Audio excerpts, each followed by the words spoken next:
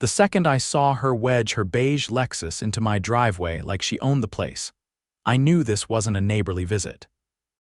Rhonda Gatley, vice president of the Oak Ridge Springs HOA and self-proclaimed protector of neighborhood aesthetic, was stomping up my front steps like she was preparing for battle.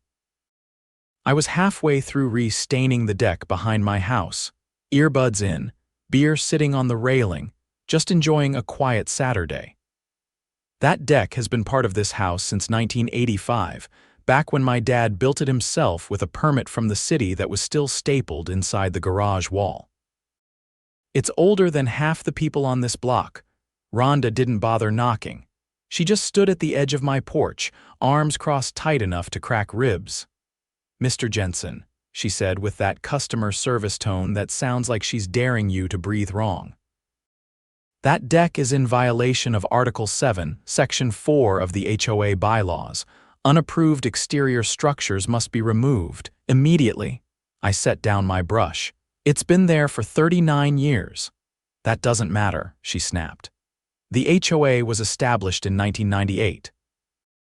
Anything non-compliant must be brought into alignment." I almost laughed. "You think I'm tearing down a perfectly good deck because of a rule made 13 years after it was built?" Her eyes narrowed. "If you don't comply, we'll begin fining you $200 per day." And escalating. I didn't respond. I just walked past her into the garage, rummaged through the old filing cabinet buried beneath paint cans and fishing gear, and pulled out the yellowed building permit from 1985, signed and stamped by the city of Willow Creek. When I came back out and handed it to her, she looked at it like I'd just handed her a dead rat. "This predates your HOA," I said flatly, "which means your rules don't apply." "I've already verified that with the city permit office last year when I resealed it." "You should have submitted a request to the Architectural Review Committee," she hissed. Regardless of age. "Rhonda, I don't need permission to breathe on my own porch, let alone restain a deck that was legally built before your little club even existed." She turned red. "This isn't over. Expect a formal notice." And just like that, she spun around and stormed back to her Lexus. I watched her peel out down the block, tires screeching like she was in a soap opera. 2 days later, I got the first fine notice. Then another. Then a notice of non-compliance taped to my door like I was some squatter. That's when I knew this wasn't just Rhonda being Rhonda. This was war. HOA story, HOA stories, Homeowners Association stories. The third notice came with a bright red header. "Final warning."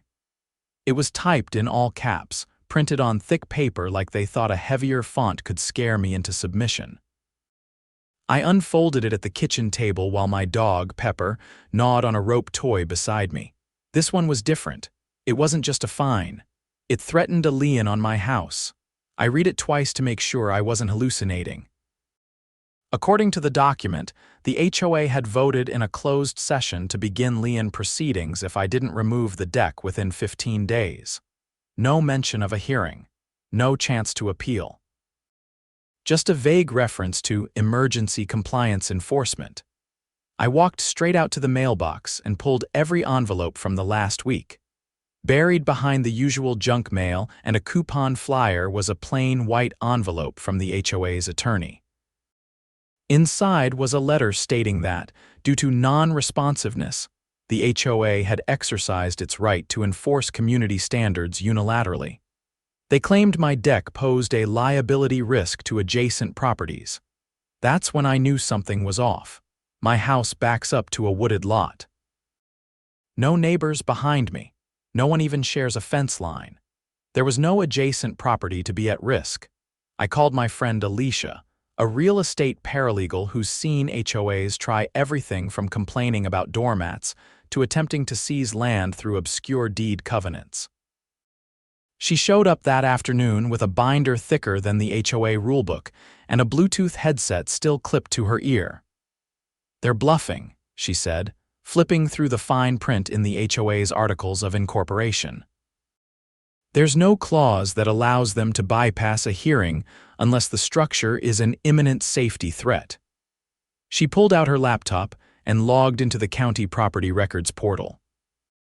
Within minutes, she had copies of my house's plat map, historical zoning approvals, and a scanned image of the 1985 inspection report showing the deck passed with no issues.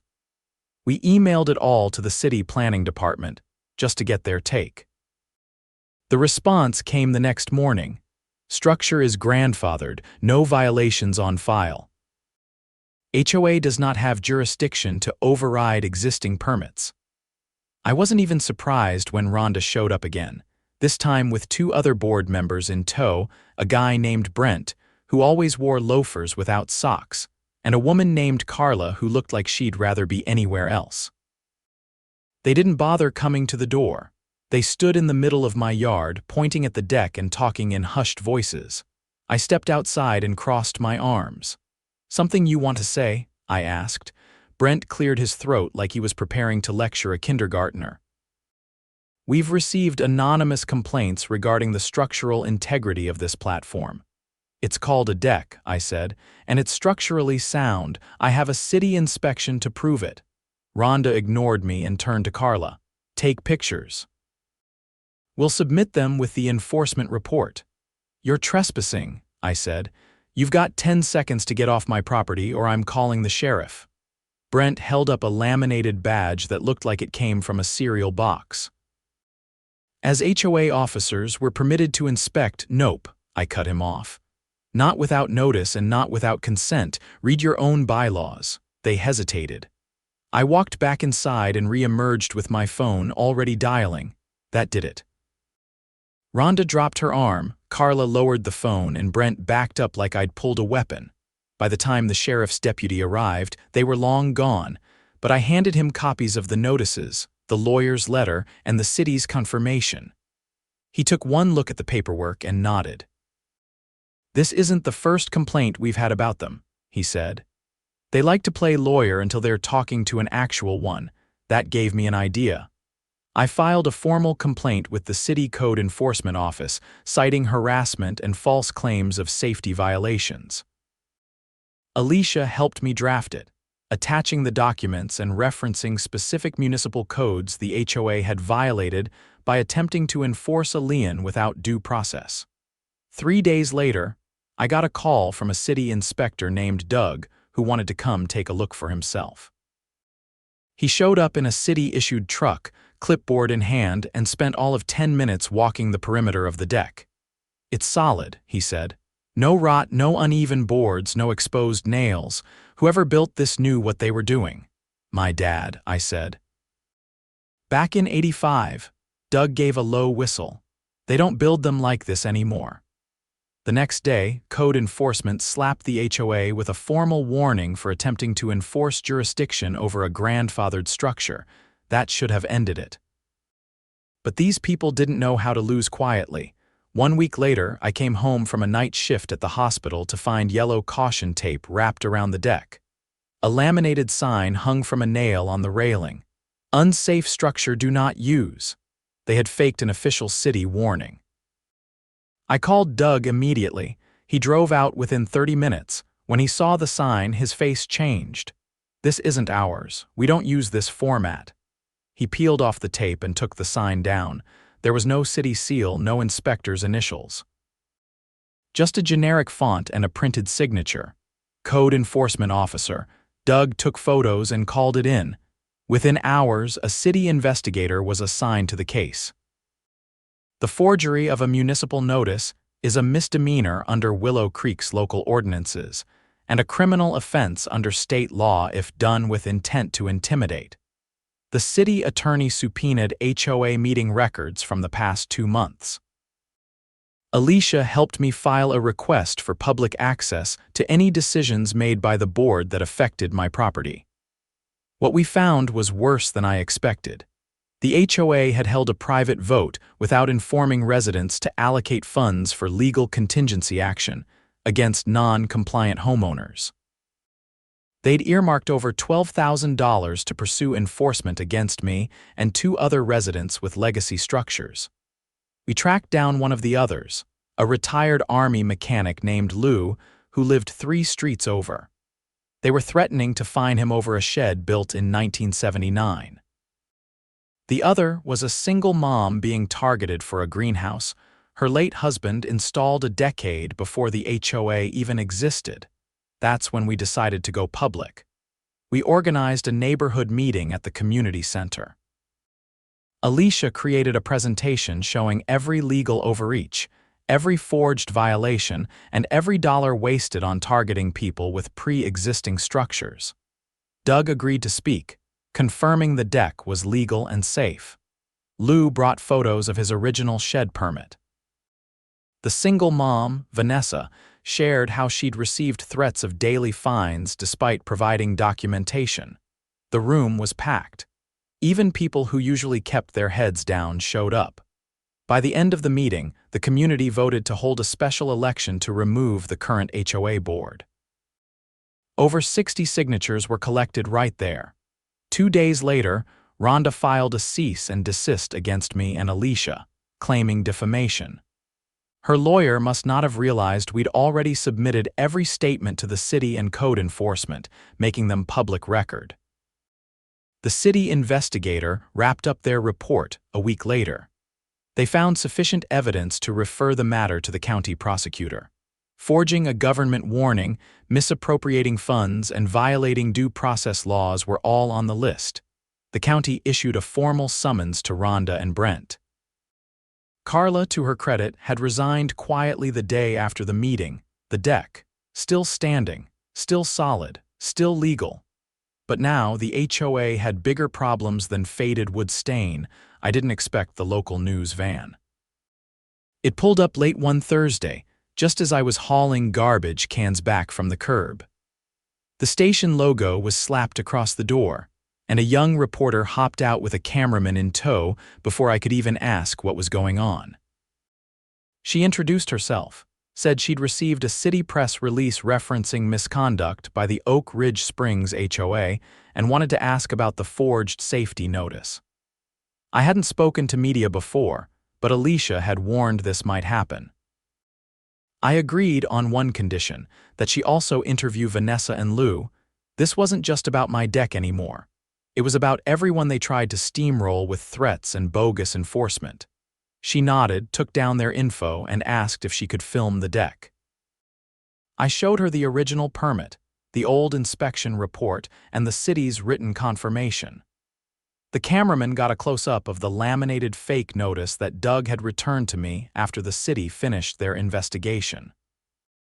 It was now evidence in an active case, but I had scanned copies and he said that was fine.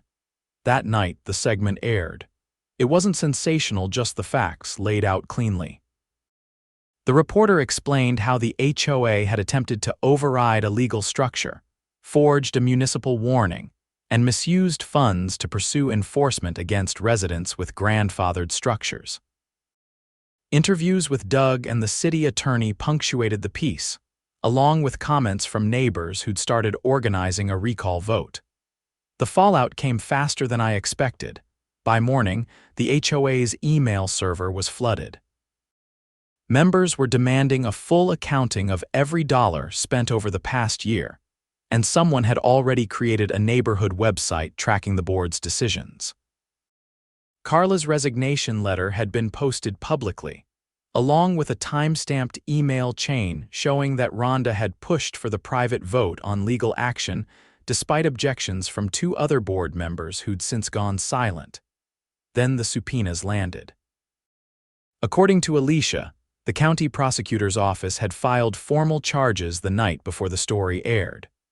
2 counts of falsifying public documents, 1 count of unauthorized practice of law, and a charge of criminal misrepresentation of a municipal agency.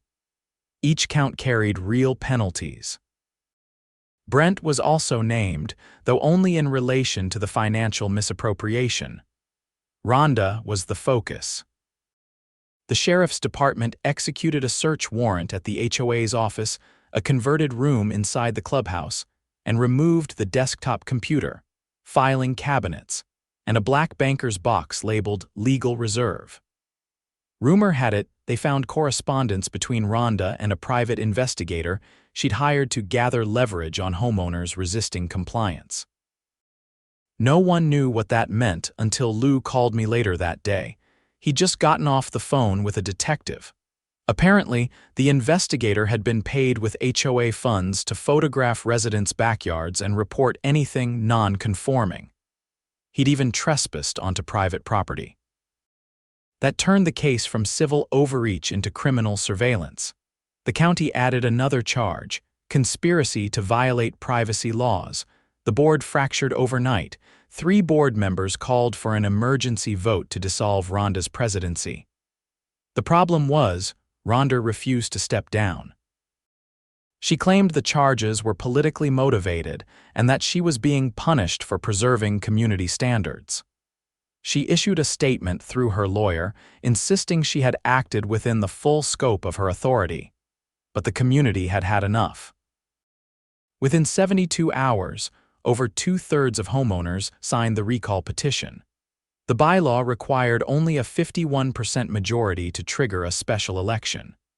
Alicia helped draft the ballot, and the city assigned an independent monitor to oversee the vote. It was scheduled for the following Saturday in the clubhouse gym. Meanwhile, the city council weighed in. Turns out, this wasn't the first time Oak Ridge Springs had made headlines. Back in the early 2000s, the board had tried to annex a vacant lot by declaring it a community buffer zone and charging the owner maintenance dues. The city had shut it down, but the HOA had quietly changed its charter afterward. That prompted the council to propose a new ordinance. Any HOA operating within city limits would be required to register major enforcement actions with the municipal code office. That meant no more secret meetings, no more backdoor votes, and no more rogue fines. The night before the election, someone placed flyers under every doormat in the neighborhood. No names, just a bold headline. The deck was just the beginning. Then, in smaller text, vote to take back our neighborhood. Saturday came fast. The gym buzzed with more people than I'd ever seen at a board function. Some brought lawn chairs. Others brought receipts literally. Vanessa held a folder with every letter she'd received from the HOA. Lou had a worn manila envelope with photos of his shed from when he built it with his father. They weren't there to argue. They were there to make sure this never happened again. By noon, the results were in. Rhonda and Brent were removed by a landslide. A temporary 3-person board was appointed to manage affairs until a formal election could be organized. One of them was a retired city planner. Another was a former school principal. The third, Alicia, who'd been nominated from the floor during the vote. The prosecutor's office announced that Rhonda's hearing would proceed in 2 months. She was released on bail but barred from participating in any HOA-related activity. Brent avoided criminal charges but was being sued civilly for misappropriation of funds, and just like that, the deck wasn't the battleground anymore. It was the symbol. A week later, the new board announced their first action, a full audit of HOA finances going back 5 years. Alicia also proposed a legacy structure protection clause to be added to the bylaws, shielding homes with pre-existing permitted structures from future targeting. It passed unanimously. One evening, as I sat on the deck with Pepper curled up beside me and the sun setting behind the trees, Vanessa walked over with a mason jar of sun tea.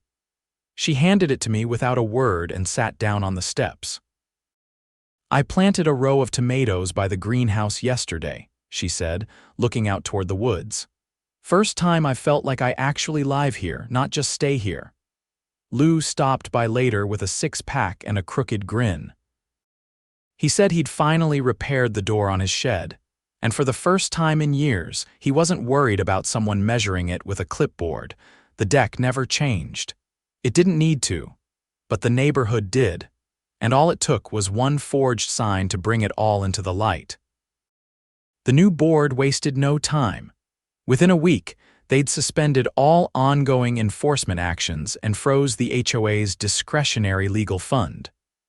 Alicia worked out of the old clubhouse office, now cleared of the clutter Rhonda had left behind.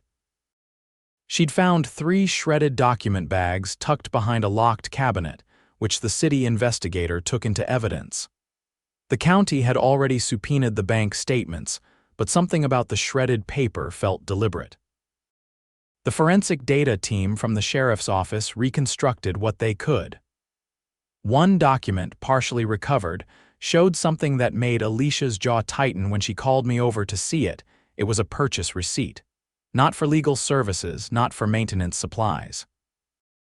It was for surveillance gear motion-triggered cameras and a long-range microphone billed to the HOA's general account, purchased under Rhonda's name 4 months ago. Doug from the city code office confirmed the equipment hadn't been used for anything official, and it hadn't been authorized by any prior vote. The new board had 0 record of it. Alicia passed it to the county prosecutor, who added 2 more charges to the list: unlawful surveillance and misuse of HOA funds to violate resident privacy.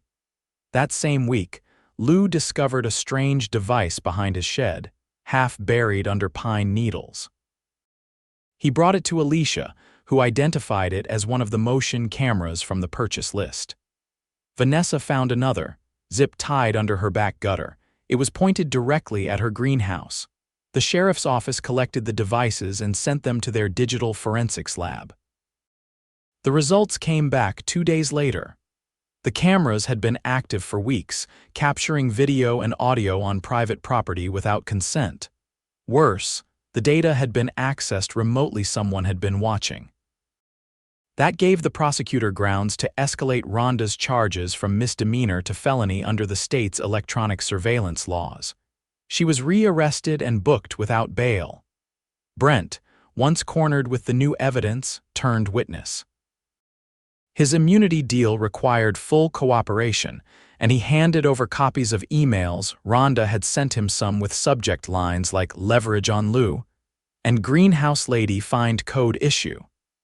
The trial date was expedited. The prosecutor wanted to shut it down before the next round of HOA elections, and the judge agreed, citing the public interest. Jury selection took less than a day. I was called to testify, not just about the forged violation, but about the pattern of intimidation. I brought the original permit, the city's letter, and even the photo of the fake caution sign Doug had taken. Vanessa and Lou testified after me. Each described the fear of being watched, the pressure to comply, and the fines that kept arriving even when they pushed back. The jury didn't need long. They returned a verdict in under 3 hours, guilty on all counts. Rhonda was sentenced to 5 years probation, banned from serving on any residential board, and ordered to pay restitution to the HOA. She was also required to attend mandatory ethics and legal compliance training, which the judge called the absolute minimum for someone who weaponized authority. Brent, having cooperated fully, received a suspended sentence and was ordered to complete community service, ironically, within the same neighborhood he once helped terrorize. After the trial, the new board held a community forum, this time with a very different tone. Folding chairs filled the clubhouse in neat rows, and a whiteboard listed every reform proposal being considered. One by one, residents stood to speak, not to complain, but to suggest. A retired firefighter proposed a clause requiring third-party verification before any property violation was issued. A teacher recommended standardized communication templates so no more forged signs could slip through. Lou, never much for public speaking, stood and said, "Let's make sure this place is run by neighbors, not hall monitors." The applause was quiet but steady. Alicia unveiled the revised bylaws draft. It included the Legacy Structure Protection Clause, a cap on discretionary spending without community vote, and a new transparency requirement. All enforcement actions had to be logged publicly within 72 hours. No exceptions. The vote passed unanimously. Weeks passed. The caution tape was long gone, and the clubhouse had a fresh coat of paint. The new board replaced the old filing cabinets with digital systems and hired a part-time administrator to manage records. For the first time, The HOA operated like a real organization, not a power trip in beige siding. One afternoon, I was sitting on the deck, sorting through old tools when Lou stopped by. He dropped a small wooden plaque onto the table. It was hand-carved, the letters burned into the grain. Legacy Deck, it read. Built 1985, stood 2024, I raised an eyebrow. Couple of us chipped in, he said. We figured since it started here, it ought to be remembered here. I mounted it under the railing that evening, not flashy, not loud, just there like the deck itself. A few days later, Vanessa invited everyone over for a garden party. Her kids helped set up picnic tables between the greenhouse and the raised beds. There was lemonade, grilled burgers, and a playlist of old rock and Motown that drifted through the air like summer. People who'd never spoken more than a wave before were trading stories, passing plates, laughing like neighbors again. Doug showed up late in his city polo and a pair of worn boots. He stayed until dark, talking with residents about how to better coordinate with the city going forward. No lectures. Just listening. As the last of the fireflies blinked above the tree line, Vanessa tapped her glass and raised it. To the people who stood their ground, she said, and to the deck that didn't move. Everyone lifted their cups. It wasn't about the wood, the stain, or the railing. It was about drawing the line, about showing that rules don't outrank rights and that fear doesn't get to wear a name tag and call itself order. Rhonda's story faded into the background, just another cautionary tale, but the neighborhood stayed different, more aware, less afraid. When the next HOA election came around, more people ran than seats available. Not to control, but to protect. And somewhere in the middle of it all, my dad's old deck kept doing what it always had, quietly holding up the weight of things that mattered.